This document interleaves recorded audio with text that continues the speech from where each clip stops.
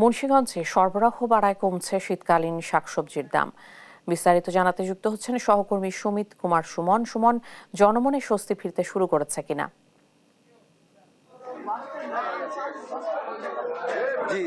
জি আপনি যেমনটি বলছিলেন, আসলে শীতের হাওয়া কিন্তু বইতে শুরু করেছে। তার সাথে সাথে কিন্তু শীতকালীন যে সবজিগুলি বাজারে এসেছে সেই দামগুলি কিন্তু আসলে অনেকটাই কমেছে। আসলে আমরা এখানে ক্রেতা আর বিক্রেতার সাথে কথা বলে জানতে পেরেছি, আসলে যেই মরিচ ছিল 200 টাকা, সেই মরিচ কিন্তু এখন বিক্রি হচ্ছে 60 থেকে 70 টাকা। শীতকালীন যেই সবজি ফুলকপি আগে ছিল 80 টাকা, সেই ফুলকপি এখন বিক্রি হচ্ছে 60 টাকায় আসলে। আর এদিকে পাতাকপিও আসলে 60 টাকা করে বিক্রি হচ্ছে। একটি লাউ 30 টাকা, এরকম করে আর কি প্রত্যেকটি সবজির শীতকালীন যে সবজিগুলি আছে সেই সবজির দাম কিন্তু আসলে অনেকটাই কমেছে বলে আমরা এখানে জেনেছি। তো এখন আমি একজন বিক্রেতার সাথে কথা বলবো, একটু জানবো একটু দামটা কেমন আর সরবরাহ কেমন। ভাই, আপনি একটু জানাবেন যে শীতকালীন সবজি কি কি সবজি উঠেছে আর দাম কেমন আসলে?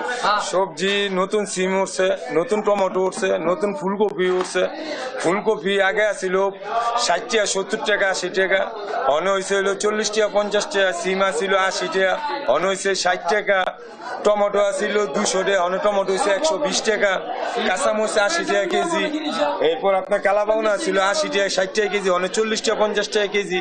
ফুলকপি আসছিল 80 টাকা পিস, অনে হয়েছিল 40, 50, 60। পটলের দাম কম, খিরাই 40 টাকা কেজি।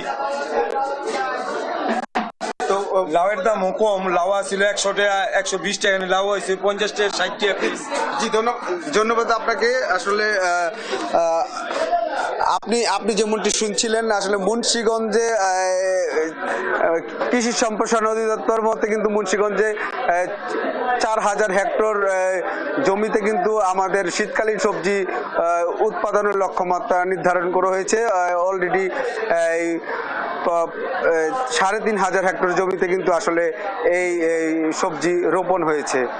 তো আসলে জনমনে কিন্তু গত কয়েকদিনের তুলনায় শীতকালীন যে সবজি, প্রতিটি সবজির দামই কমেছে, শুধুমাত্র আলুর দাম ব্যতীত।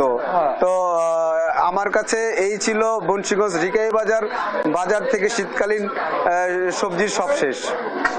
সুমন, অনেক ধন্যবাদ আপনাকে। মুন্সিগঞ্জে শীতকালীন সবজির দর জানছিলাম সহকর্মীর কাছে।